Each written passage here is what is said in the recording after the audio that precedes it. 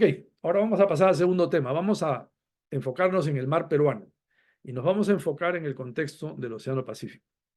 El Océano Pacífico es el más grande del mundo de lejos, ocupa casi la tercera parte de la superficie de la Tierra y por eso es tan diferente a todos los demás océanos.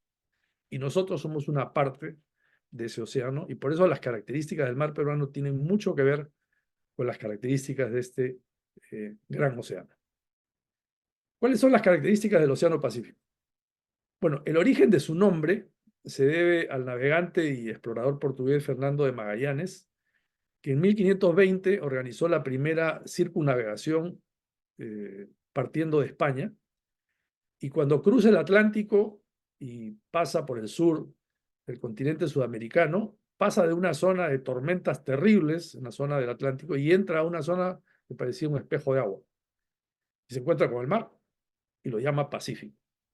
El mar Pacífico tiene un significado que Magallanes se lo dio porque era un mar muy tranquilo comparado con lo que él había visto en el Atlántico.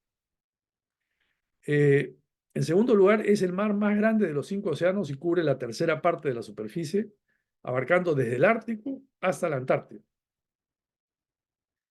La topografía del fondo marino del Pacífico es excepcional. Nosotros no lo vemos porque nos cubre el agua a la superficie, pero si uno viera el fondo marino, y ahora les voy a mostrar una imagen, es un océano donde hay 25.000 islas, más que la suma de todos los demás océanos del mundo juntos. Tiene las fosas marinas más profundas, como por ejemplo la de las Marianas, que tiene cerca de 11.000 metros, y tiene una gran cantidad de volcanes submarinos, de fosas submarinas, dorsales, como la dorsal de Nazca, que está frente al Perú. Es decir, es un océano sumamente complejo, pero que tiene características muy, muy especiales que después vamos a ver que también tienen un efecto en cómo es el mar peruano. Su gran extensión tiene un impacto muy importante en el clima de la Tierra. Y en él se generan fenómenos globales, como el caso de la Niña o el Niño. La Niña y el Niño no se podrían generar ni en el Atlántico, ni en el Índico, ni en ninguna otra parte. Solamente se generan en el Pacífico por la extensión que tiene. Porque en esa zona los vientos soplan por miles de kilómetros y generan estas ondas Kelvin que se mueven de una dirección a la otra. De modo que el Niño y la Niña solamente se pueden generar en el Océano Pacífico. Este océano se encuentra en una zona que está llamada el Cinturón de Fuego del Pacífico.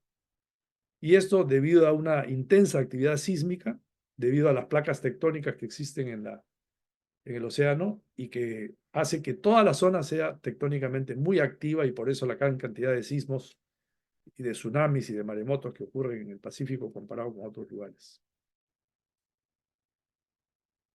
En este océano se encuentran 2 de los 4 grandes ecosistemas de afloramiento del borde oriental más productivos del mundo, el de la corriente de California y la corriente de Humboldt. Y después les voy a explicar por qué se llama ecosistema de afloramiento del borde oriental.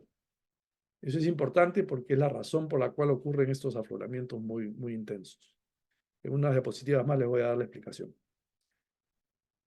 Muy bien, vamos a ver entonces un poco del fondo oceánico.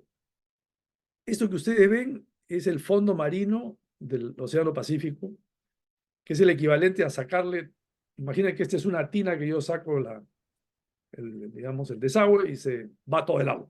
Y se queda esta imagen de la estructura del fondo marino del Pacífico. Y acá se ven cosas que las han descubierto recién en los últimos 50 o 60 años, porque hoy en día tenemos la tecnología para hacer batimetría con cartografía del fondo marino que antes no existía. Se sospechaba que había un sistema de placas, pero nadie conocía exactamente cómo era. Hoy en día ya se tiene muy bien identificado. Y acá ocurre algo curioso. Eso que ustedes ven acá, que parece una culebra, se llama el centro de expansión centro-oceánico. Es una especie de cordillera centro-oceánica, a partir de la cual se rompe la corteza terrestre y se separa en dirección este-oeste. Las placas de la izquierda se van hacia el este, la de la derecha van hacia el oeste. Y de esta manera estos continentes se separan y se han venido separando por millones de años. De modo que ese es el centro de la costura de la corteza terrestre.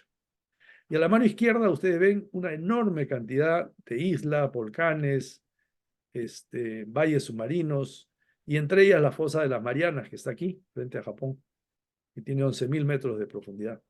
La zona más profunda del mundo. Si se compara con el monte Everest, que es el más alto del mundo, que tiene 8.000 y pico de metros, la profundidad más profunda es mayor que la de la altura más alta. Entonces, las características son cadenas de montañas, 25.000 islas, zonas de alta sismicidad por el choque de las placas tectónicas que forman el famoso cinturón de fuego. Y esto es un poco una muestra de cómo está estructurada las placas tectónicas de la corteza terrestre. Obviamente, como ustedes conocen perfectamente por la proyección de Mercator que nos han enseñado en la escuela naval, ese es un mapa plano de un círculo, de una esfera, pero muestra en el caso del Océano Pacífico dónde están estas famosas placas tectónicas en las cuales está rota la corteza y que se mueven en diferentes direcciones. Entonces, en el Pacífico tenemos la placa de Juan de Fuca, que está acá al norte, la placa de las Filipinas, la placa de Coco, que es esta pequeña, la gran placa del Pacífico, que es esta, y la nuestra, que es la placa de Nazca. Nosotros estamos en el choque de la placa de Nazca con la placa del Pacífico. Pero esta placa que se mueve en dirección hacia el este choca con la placa continental y produce lo que se llaman las zonas de subducción, que son zonas de interacción de placas que producen los terremotos. Por eso los terremotos, cuyos epicentros están en toda esta franja color roja, no son otra cosa que el reflejo de la sismicidad de esta zona. Y por eso se llama el cinturón de fuego del Pacífico. Muy bien, vamos a hablar sobre el Pacífico y su impacto en el clima global.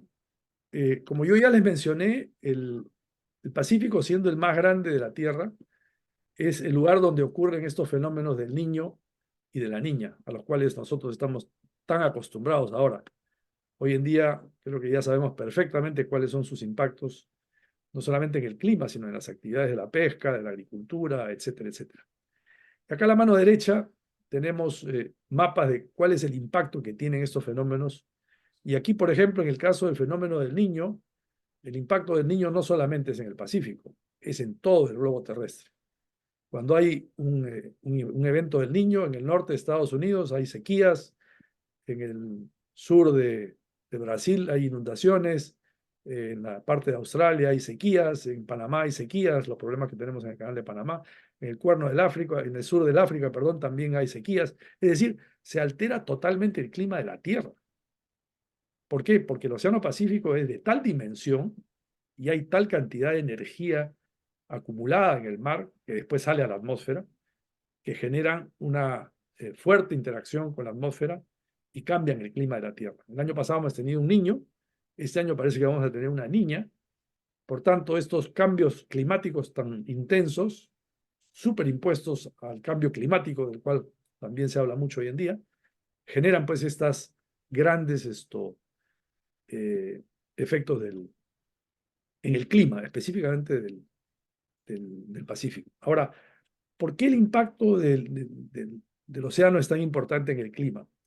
El mar, compuesto por agua, tiene una característica muy especial y es que tiene una capacidad enorme de absorber calor y de emitir calor.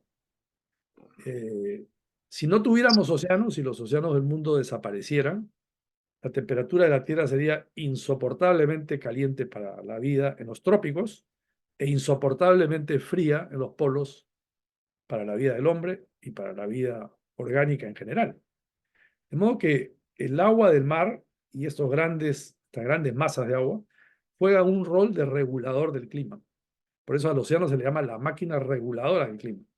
Porque lo que hace la máquina reguladora del clima, como el mar, es absorbe calor en los polos y emite calor en los trópicos. Y por tanto, regula para que las temperaturas medias sean temperaturas que sean vivibles para la especie humana. Y por ahora, por ejemplo, se sabe que no hay otro planeta en el mundo, de los billones de planetas que hay, que tenga esta característica del agua de mar, que permite que exista la vida en la Tierra como la conocemos. Como que ese es el rol importante que tiene el mar en la tierra. Ahora vamos a pasar a lo que yo les comentaba sobre los grandes ecosistemas de afloramiento del borde oriental. Esto tiene un acrónimo en el idioma inglés, o sea que los americanos son fanáticos de los acrónimos. Se llama EBUS, Ecosystem Based Upwelling System, el sistema de afloramiento de los bordes orientales. De los bordes orientales, porque son los bordes orientales de los continentes. Este es el borde oriental de Estados Unidos, este es el borde oriental de las Canarias, este es el borde oriental de Sudamérica y este es el borde oriental de África. Estas corrientes de los bordes orientales, a diferencia de las otras, tienen una característica muy especial. Y es que debido a la rotación de la Tierra y al hecho que están muy pegados al borde oriental, generan un sistema de afloramientos costeros muy intensos. Y el caso del Perú es el más emblemático y el más intenso de todos. En los otros lados no existe esa situación porque el efecto Coriolis es diferente. En este caso, Coriolis hace que estas corrientes sean las más intensas.